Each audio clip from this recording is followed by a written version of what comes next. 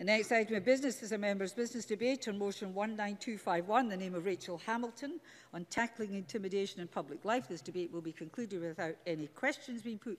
Can I ask those members who wish to speak in the debate to press the request to speak buttons now? And I call on Rachel Hamilton to open the debate. Ms Hamilton, please.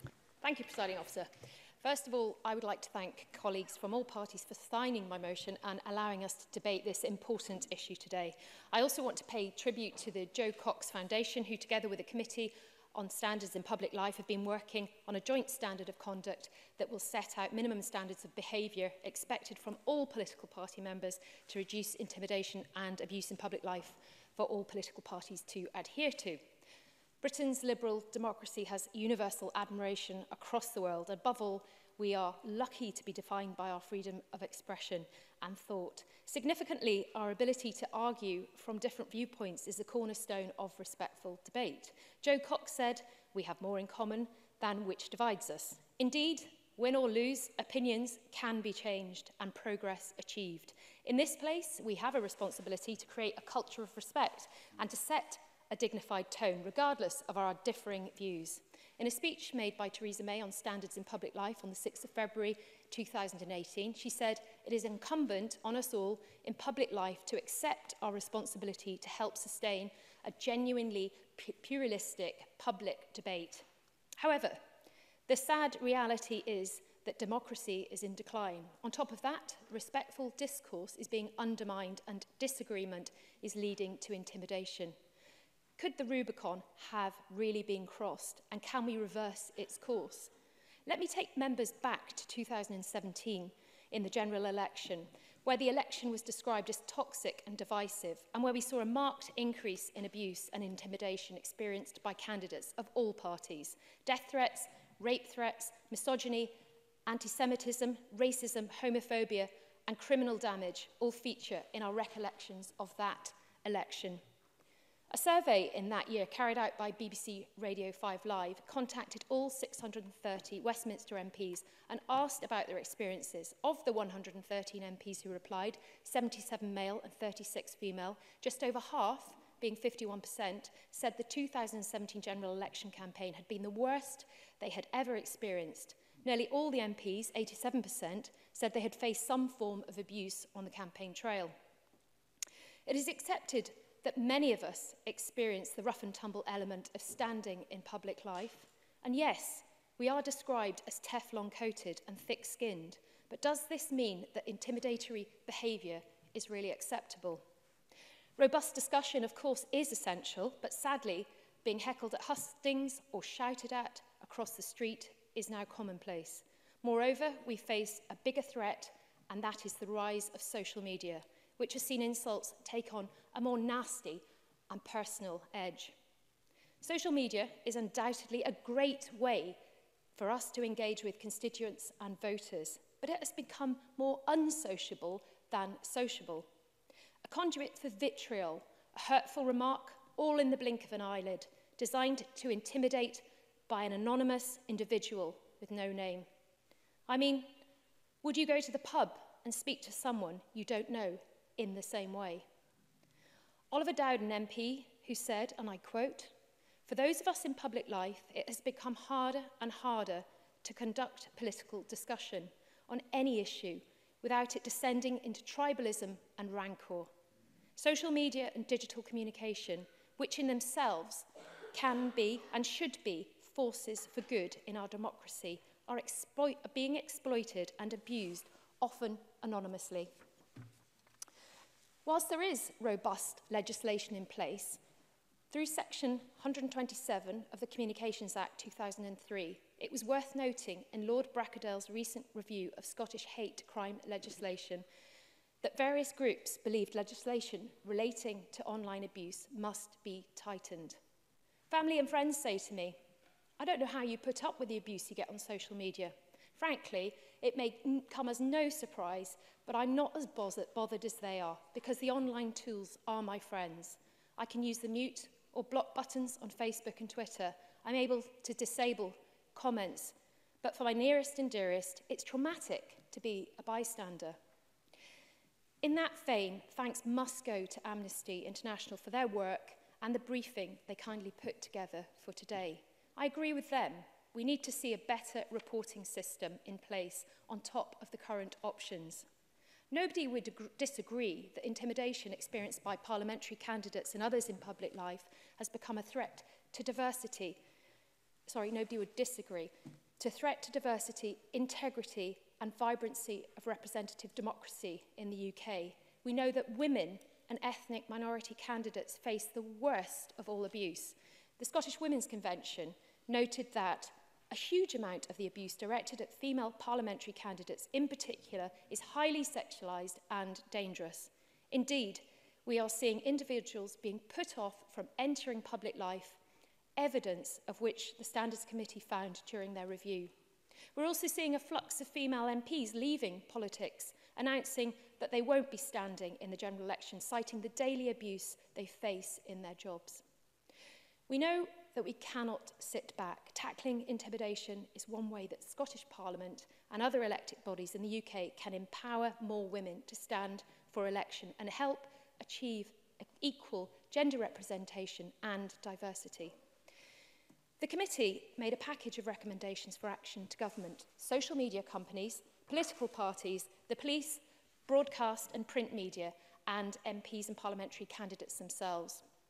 One of their recommendations is a joint standard of conduct for all political parties to adhere to, and we on these benches believe this would be a good place to start. I genuinely hope that the interest in this debate means that colleagues agree that it is incumbent that we set an example. With full cross-party support, we could be a force for good, to consider implementing similar recommendations to those made by the Standards Committee. A sensible place to start would be setting up a cross-party group and agreeing the minimum set of standards of behaviour that we expect our elected representatives and party members to abide by. In answer to a question that I gave to Nicola Sturgeon about social media abuse back in 2016, she said, and I quote, "We have to start with our own behaviour, call out those within our own parties and lead by example in the standards that we set. If we all do that, perhaps we can play our part in contributing to a much healthier space for public discourse on social media." Furthermore, parties could agree to incorporate the 7 principles of public life into the revised code of conduct to ensure that politicians are aware what is acceptable offline and online. As in any cases where the code of conduct is broken, the appropriate disciplinary action would be taken in timely fashion. In addition, we could consider the implementation of a parliamentary reporting system with clear guidelines issued by the Parliament. MSPs would be able to report to the parliamentary body the misconduct of fellow politicians on social media, similar to the sexual harassment line. In addition, best practice guidelines should perhaps be issued for all political parties and their candidates with aim to protect candidates, volunteers and party staff. A political party would subsequently have to create their own guidance for candidates and volunteers, which would be publicly available. Last but not least, a robust reporting system must be adopted by social media operators. Social media companies have an obligation to address and tackle inappropriate, malicious, threatening or slanderous posts. The recommendations set out in the UK government's response outline clearly what action social media companies need to take, including developing automated techniques to identify intimidatory content posted on their platform. They must do more to prevent users being inundated with hostile messages on their platform and to support users who become victims of that behaviour. In summary, Presiding Officer, I want to thank colleagues for taking a keen interest in today's debate. By implementing some of the key recommendations, we will be taking an important step in protecting our political culture from further damage. There hasn't been enough time to cover other important areas, such as educating young people, cyberbullying, or dealing with the explosion of unregulated misinformation, so-called fake news. However, by setting a good example here, we can restore our way back to a healthy debate and conduct civil disagreement respectively. Thank you. Thank you. I call Annabel Ewing to be followed by Annie Wells. Ms Ewing, please. Thank you, Presiding Officer, and I'm pleased to have been called to speak in this members' debate, and I congratulate Rachel Hamilton on securing the debate this evening. Having served as an MP in the House of Commons from 2001 to 2005 and having been a member of this Parliament since 2011, I have to say I've never witnessed such a nasty, hostile political environment as at the present time. Regrettably, I am sure that we have all been on the receiving end of vitriolic abuse, be it online, otherwise in correspondence, or indeed face-to-face. That is not just unpleasant, presiding officer, but it is corrosive to the body politic. And that should be a matter of concern, not just to politicians, but indeed to every citizen of our country. For whilst we recognise that democracy as a system of government is by no means perfect, it must be viewed, I would have thought in the round, as better than all of the alternatives. So we all have a stake in tackling this issue head-on, and we here in this Parliament should indeed set an example and lead the debate. And in that respect, I would welcome further discussions on how best we should go about this. A code of conduct may be the most appropriate route, but there may be other things we should be looking at. And as regards the code of conduct, it would of course apply, it could only apply to elected members of this Parliament. As far as candidates for political parties are concerned, that would require, of course, to be dealt with by the political parties directly themselves.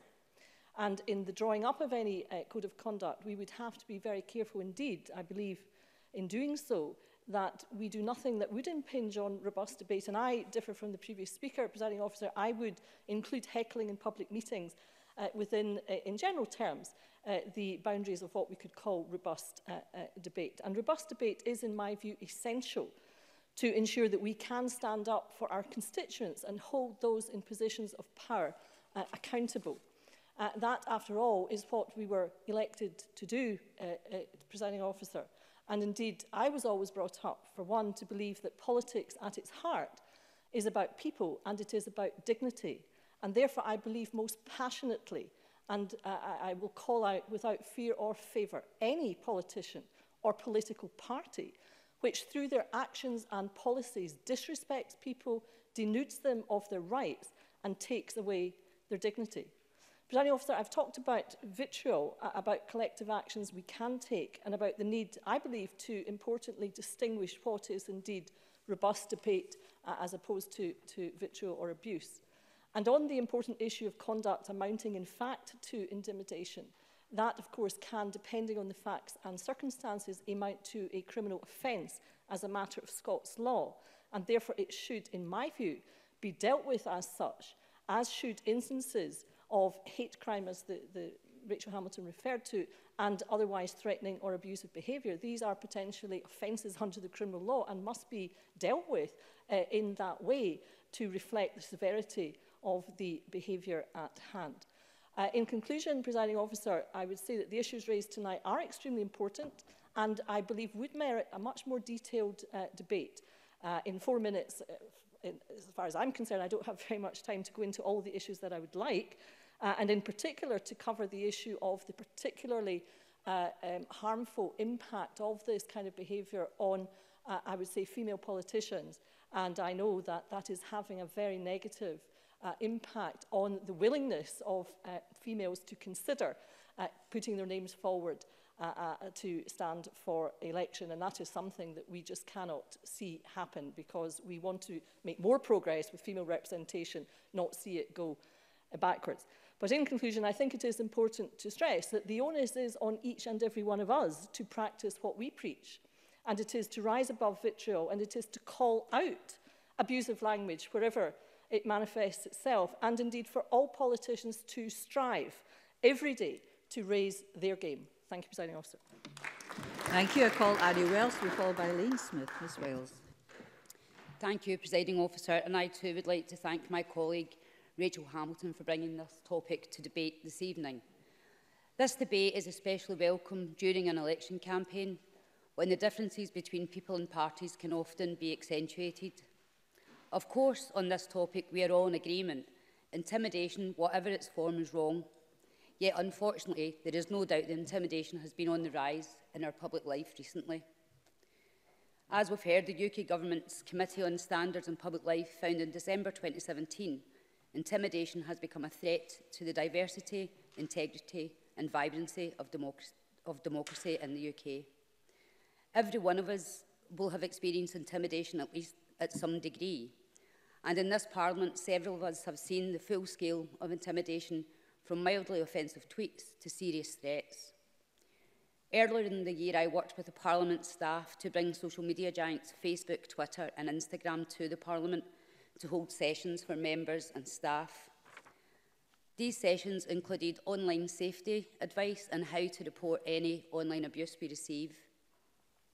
After these sessions, I know that I certainly use the mute function more on these abusive messages.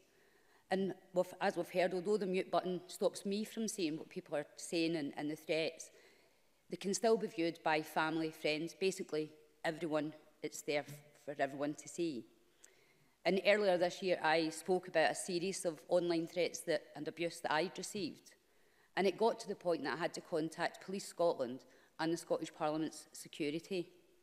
And I would like to take this opportunity in this debate to thank both those groups for the help and support that they have offered. The Parliament security enhancements for MSP's offices are very welcome, and I hope they continue to improve wherever possible. But the problem doesn't go away just because you alert authorities. I've had to vary my route to work, and I still can't believe that that is the case. And I've had to change where I have my normal surgeries. I used to hold them in rooms in libraries, and now I have to have them in a much public area. And I feel that I need to watch what I'm doing and where I'm going, because on occasion, the threats have come with the distressing knowledge that these people know exactly where I am. And as I've said, I know I'm not alone. It's a problem people of every party face. I read Derek Mackay's comments on this earlier this year, when he said that you would think that the people engaging in that on Twitter would never say such things to your face if you met them in the street. But even that's starting to change.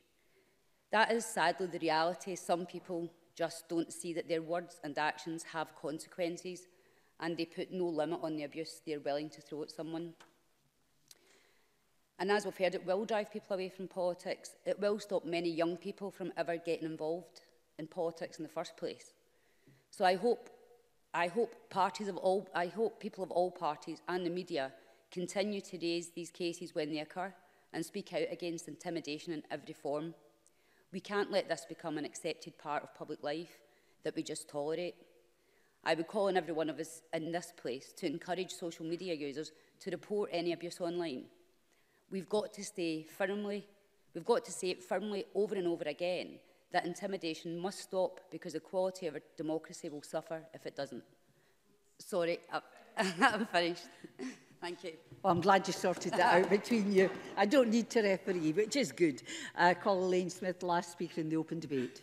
Thank you, Presiding Officer. Can I also thank Rachel Hamilton for bringing the debate to the Chamber? I think it's a timely reminder that we all have responsibilities with regard to our own conduct and that of others as we participate in parliamentary and campaigning activity.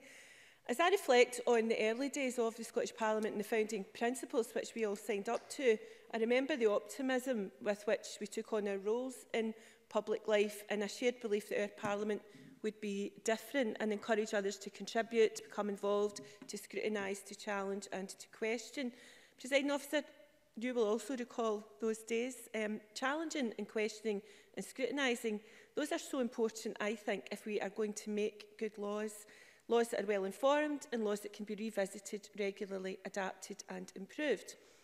And that was then and is now about an inclusive Parliament that encourages participation in public life, that listens to and learns from voices in our communities and opens up increasing opportunities for all of those who want to have a say in building a better society. We have a Scottish Parliament Code of Conduct, of course, for all MSPs, and that's a code which we've all signed up to. We have to sign up to that. And it requires MSPs to treat other MSPs with courtesy and respect, and not just in the Chamber. This debate today, I think, should cause us all to reflect on whether we are actually adhering to that code of conduct that we have, and are our staff, for whom we have responsibility, also adhering. It should also remind us of all the work that we need to do to ensure that nobody is put off from putting themselves forward for public office. I regret to say that there are occasions when the tone of debate and behaviour of members in the Chamber has fallen short in terms of courtesy and respect, and, if I may say so, Presiding Officer, as a former DPO, I had occasion to have to deal with such behaviour from the Chair. Earlier this year, many members actually from across the political spectrum, indeed when I looked at it, it was more than 2/3 of the members eligible, signed a motion which was tabled in the Parliament by my colleague Jenny Marray MSP, which put on the record the strong belief, and I'm quoting from the motion, that there is no place for violence or threats of violence towards women engaging in public life in Scotland. The motion today that we're debating refers to the importance of equality and representation, and we should recognise that we have some way to go to ensure that all of Scotland is represented in this chamber. With regard to women's voices, can I pay tribute to the ongoing cross-party campaigning that is done by organisations such as the 50-50 campaign, and draw everybody's attention to the demands of the 50-50 campaign, which is calling for candidate quotas for all political parties to report on diversity data for their candidates and for an end to sexism, bigotry and harassment in politics, improving reporting mechanisms and strong enforcement, some of the issues raised by Rachel Hamilton in her opening speech. The motion before us today also references the Joe Cox Foundation, and I would like to strongly endorse the words of Catherine Anderson, Chief Executive of the Joe Cox Foundation, as she reflected recently that Joe Cox's murder was a constant reminder that the threat of violence and intimidation towards MPs, candidates, MSPs, MDLs in public life can never be acceptable.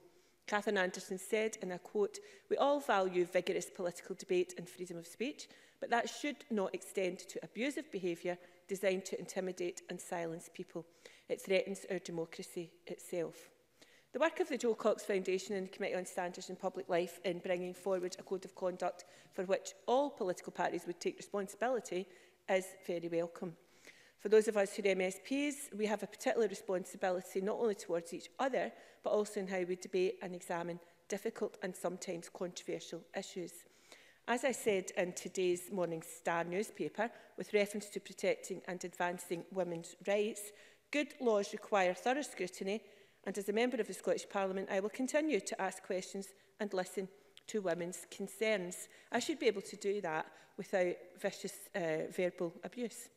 Creating an environment where we can raise questions and concerns without fear of intimidation, I think would be a good way to value the legacy of Joe Cox and to encourage a diverse range of people to come forward, to have their say, to stand for elected office and play a part in public life in Scotland today and in the future. So once again, Presiding Officer, can I thank Rachel Hamilton for bringing the motion for debate and giving us issues to consider going forward. Thank you. Thank you very much. And I call on Graham Day to close the Government Minister, please. Presiding Officer, let me begin, as is customary, by congratulating Rachel Hamilton on securing us this opportunity to debate the issue of intimidation in public life.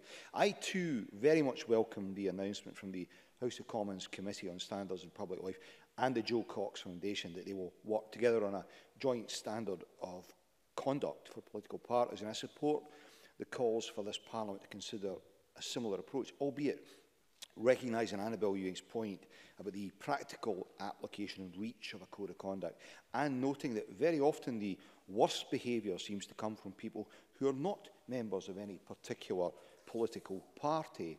I also want to thank members for their contributions tonight, not just for the contributions themselves, but for the tone of those contributions. They were all considered and respectful, as we would want wider political discourse to be. Freedom of speech is, of course, a fundamental tenet of any healthy democracy. Members of the public have the right to make their views known to their elected representatives, and they have a right to protest peacefully if they do not like the decisions being taken on their behalf. These are rights that we should all continue to cherish and champion, even or especially if they occasionally make we politicians feel uncomfortable. In return, though, those who campaign and stand for election have the right to freely debate any issue without fear of harm, abuse or intimidation. If as a society we allow abuse and intimidation of this sort to go unchallenged, we risk depriving our politics of a wealth of talent, diversity and experience. But as well as having these rights, we, including politicians and political parties, also have responsibilities. Responsibilities as parties and individuals, which includes self-policing, and in so doing sending the right message that there are lines which should not be crossed. As we've heard today, some of the most shocking abuse directed at all levels of political office is most frequently aimed at women because they are women. And this adds to the barriers that can discourage women from seeking public office. Such a situation is unacceptable in 21st century Scotland, where our democracy must fully represent and reflect the rich diversity of our communities. And by our actions as politicians, we should reinforce that. Members will have read the briefing shared by Amnesty UK ahead of this debate, which illustrated the appalling abuse directed at women of all parties through social media. It's often the case that the acts or threats of violence and abuse that women experience online, regardless of whether they are in public life, are similar to what happens offline, evidenced by the inequality and discrimination that sadly still exists in elements of our society. The abuse and the harassment experienced online has its own unique challenges, of course. Perpetrators find it easier to remain anonymous. Distance is no longer a barrier, and it's a space where networks and individuals can engage in such behaviours. I know as an MSP and political campaigner, I've had cause to pull people up, supporters and opponents, on social media for comments about the gender or the looks of women politicians or campaigners. The delete and sometimes block button has also had to be pressed on occasion. I know colleagues will have had to act similarly, I'm sure. As political parties, though, we also have responsibilities in considering the message we send when selecting candidates who have expressed dubious or indeed offensive views, and we are seeing progress in that regard.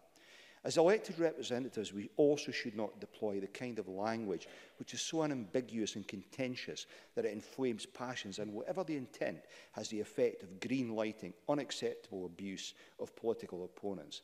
There's a clear distinction to be drawn between calling out opponents for mendacity or spin, maybe even competence, and triggering unacceptable levels of abuse, which, let's remember, the brunt of which is often borne not by we politicians, but our staff. As members will recall, a comprehensive review of our hate crime laws was carried out by Lord Bracadale, and his report was published in May of 2018. Two recommendations are particularly relevant to our discussions this evening. He recommended the introduction of a new statutory aggravation on gender hostility and the extension of the existing stirring up of hatred offences in respect of each of the protected characteristics. Lord Bracadale set out that this would form an integral element of an effective system to prosecute online hate crime and hate speak. Following Lord Bracadale's review, the Scottish Government launched a consultation, One Scotland, Hate Has No Home Here, which sought views on what should be included in a new hate crime bill. And we published an analysis of findings in June 2019. And I know that members will be aware my ministerial colleagues are now considering how best to progress work on developing new hate crime legislation with the intention of bringing forward proposals for Parliament to consider in this session. Presiding Officer, the internet is of course an integral part of our everyday lives, and we all want citizens to be empowered and confident to access the digital world creatively and fearlessly. However, it's become increasingly apparent in recent years that a form of regulation is required to keep users safe online. The publication of the UK Government's online harms white paper is an important step towards finding a new regulatory landscape, and we are supportive of developments in this area. We recognise that regulation of the internet is a complex area which needs to ensure protection of freedom of speech. But as I said earlier, with rights come responsibilities. And I bet there's not a member here tonight who hasn't winced or recoiled when reading some social media comment on occasion. We expect the UK Government to extensively and meaningfully engage with civil society and relevant groups, and importantly with industry, the tech community and social media providers around these issues. The Scottish Government continues to actively engage and work with the UK Government to ensure that Scotland's interests are appropriately represented, in particular the development of the UK Government's media literacy strategy and the work being delivered through the UK Council for Internet Safety. In parallel, the Scottish Government is proactively taking action on online safety for all citizens through our National Action Plan on Internet Safety for Children and Young People, the Cyber Resilience Learning and Skills Action Plan, and Scotland's refreshed digital strategy. Presiding Officer, abuse of any nature, whether online or otherwise, against anyone, regardless of whether they're in public life, should not be tolerated. The Scottish Government fully supports the police and prosecutors and our courts in taking a robust approach when dealing with offending against anyone who suffers abuse. In 2010, the SNP administration introduced the statutory offence of threatening and abusive behaviour, which provides legal protections for everyone, including politicians and candidates. It's also worth highlighting that the Electoral Commission and the Electoral Management Board for Scotland maintains close contact with Police Scotland and the Procurator's Fiscal, and that they regularly discuss electoral integrity and security matters. The Electoral Commission has worked with the National Police Chiefs and the Crown Prosecution Service to produce 2 guidance documents for candidates and campaigners. And I would call on members to familiarise get this word out, themselves with these guides and share them with colleagues. I also take the opportunity to reiterate their key piece of advice. If you feel that behaviour towards you may be unlawful or are concerned for your safety or that of others, you should always contact the police. Presiding Officer, this is indeed. We'll have to be brief. You should be concluding shortly. I thank the Minister for taking the intervention on that point, because it was something that occurred to me earlier that 20 years ago at the start of the Parliament, if I had received some of the comments I receive online in the mail, I would have sent them straight to the police, and I wonder if we've become rather immune over the years to some of this because it's on social media. Minister. I think the member makes a good point, and it doesn't represent progress in any way that 20 years on we find ourselves in this situation. I think it's a judgment call about what is and isn't acceptable, and I think we've heard some good contributions tonight as to what is reasonable to accept as political knockabout or part of the process, but there is quite clearly, self-evidently a line that ought not to be crossed. Presiding Officer, taking your instructions to conclude, this has been a good and timely debate, and it's clear that there is cross-party agreement that it's incumbent on us as politicians to maintain high standards of behaviour and discourse. But like all citizens, we also have the right to work and live our lives free of abuse, harassment and intimidation. And I will continue to work with members from across the chamber on this important agenda. Presiding Officer. Thank you very much. That concludes the debate, and I close this meeting of Parliament.